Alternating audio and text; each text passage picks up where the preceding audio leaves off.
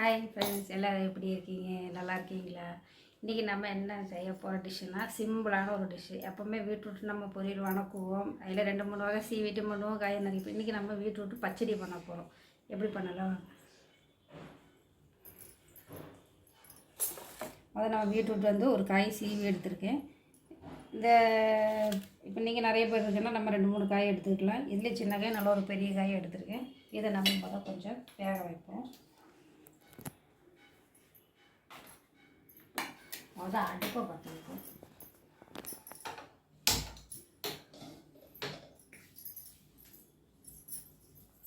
தண்ணி எடுத்து இங்கே வச்சுட்டேன். வச்சாச்சு. அதை நம்ம காய் போட்டு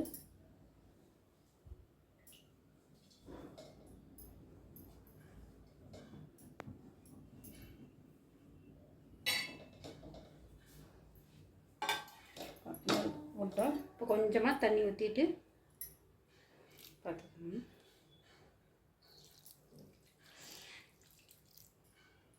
வேக வச்சு நல்லா வேகட்டும்.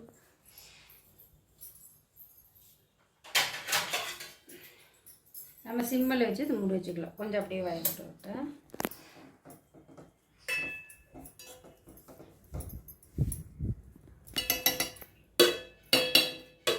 நல்லா சுண்டும் இல்லையா, வெந்துட்டு நல்லா கொஞ்சம் பொரியலுக்கு ஆகிற மாதிரி ஆகும் இல்லையா, அந்த மாதிரி வேகட்டும். அதுக்குள்ளே நம்ம தேங்காய் அரைச்சிட்டு வந்துடுறோம்.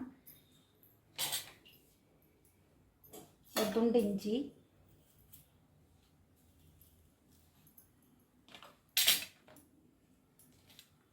நல்லா கொஞ்சமாக தேங்காய், அரை மூடிக்கு கொஞ்சம் பாதி எடுத்துருக்கேன். அரை மூடிக்கு கொஞ்சம் பாதி நம்ம தேங்காய் போடுறோம்.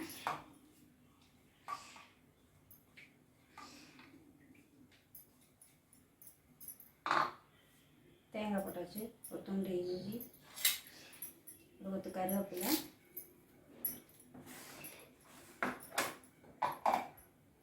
ரெண்டு பச்சை மிளகு,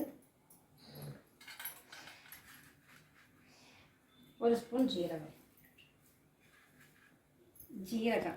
ஒரு ஸ்பூன் ஜீரகம் போட்டுட்டு இதில் நம்ம பச்சை மிளகு, இஞ்சி, தேங்காய், ஒரு கொத்து கறிவேப்பிலை போட்டிருக்கேன்.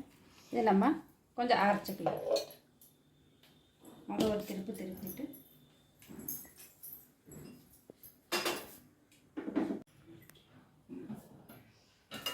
இப்போ பீட்ரூட் நல்லா சாஃப்டாக வெந்துருச்சு. இதை நம்ம பெரிய மாதிரி இது வெந்துருச்சுங்களா, நல்லா சாப்பிட்டா நம்ம காய் நல்லா வணக்கிற மாதிரி இது நல்லா வெந்துருச்சு. இப்போ நம்ம இதில் வந்து தேங்காய் அரைப்பு ஊற்றி கொடுத்துடலாம். தேங்காய் அரைப்பு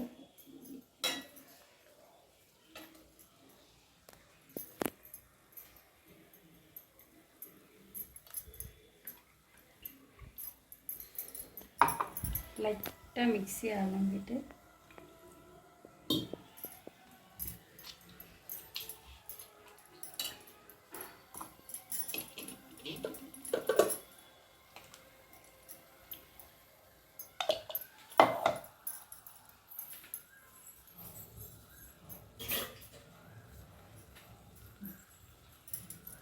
இதை அப்படியே நம்ம வணக்கி கொடுத்துடலாம்.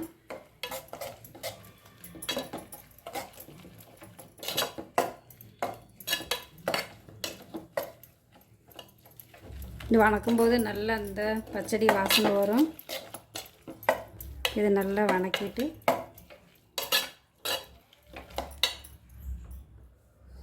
கொஞ்சம் தீ கூட்டி வச்சுருங்க.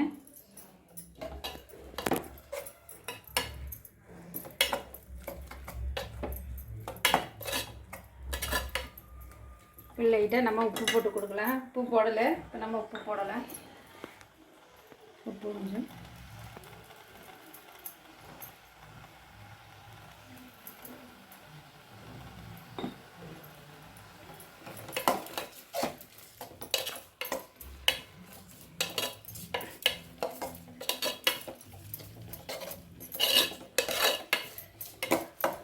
ஒரு 2 நிமிஷம் நம்ம இப்படி இலக்கி கொடுத்துக்கணும்.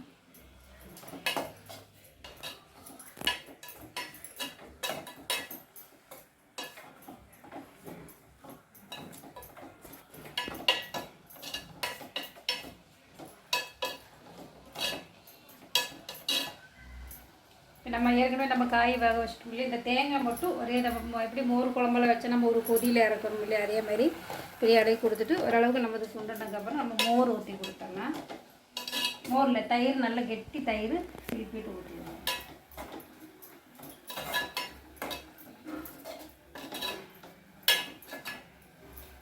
இப்போ இந்த மாதிரி இருக்கும். நம்ம தயிர் நல்ல கெட்டியாக இருக்கிறது திருப்பிட்டு ஊற்றிடுவோம்.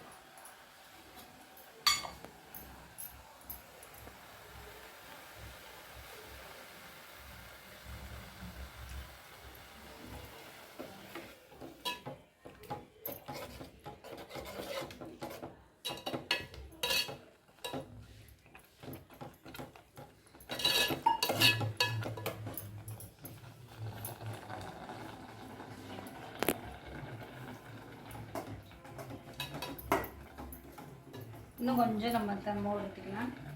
மோர் தயிர் நல்லா கெட்டியாக இருக்குது. இப்போ நம்ம 2 பச்சை மிளகாய் அதெல்லாம் காரமெல்லாம் போட்டுறதெல்லாம் கரெக்டாக இருக்குது, உப்பு போட்டதெல்லாம் கரெக்டாக இருக்குது. இப்போ நம்ம இதில் ஒரு கொதி வந்துருச்சு, போதும், இறக்கிடலாம்.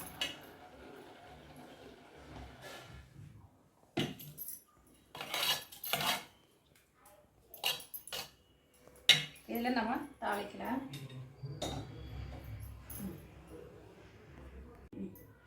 இப்போது வடை சட்டி காஞ்சிடுச்சு, நமக்கு எண்ணெய் ஊற்றிக்கலாம்.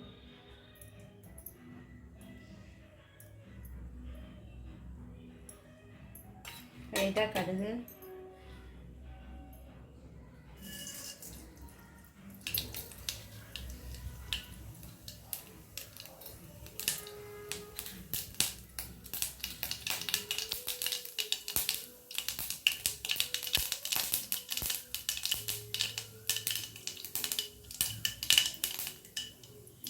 ரெண்டு வரமிளகாய் போட்டிருக்கேன்.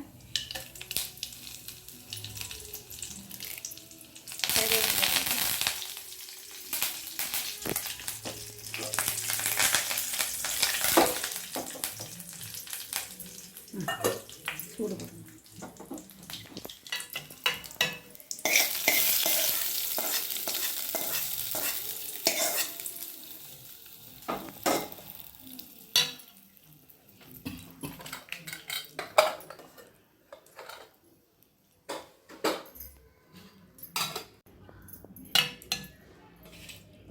அது சூப்பரான பீட்ரூட் பச்சடி ரெடி ஆயிடுச்சு.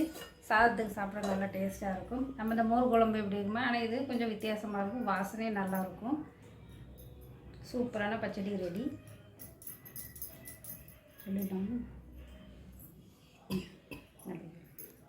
சூப்பரான பீட்ரூட் பச்சடி ரெடி ஆகிட்டு, கண்டிப்பாக உங்களுக்கு இந்த வீடியோ பார்த்து பிடிச்சதுன்னா எங்களுக்கு ஒரு சப்ஸ்கிரைப் பண்ணுங்கள், லைக் பண்ணுங்கள். கண்டிப்பாக வீட்டில் செஞ்சு பாருங்கள். அடுத்த வீடியோ பை புதுசாக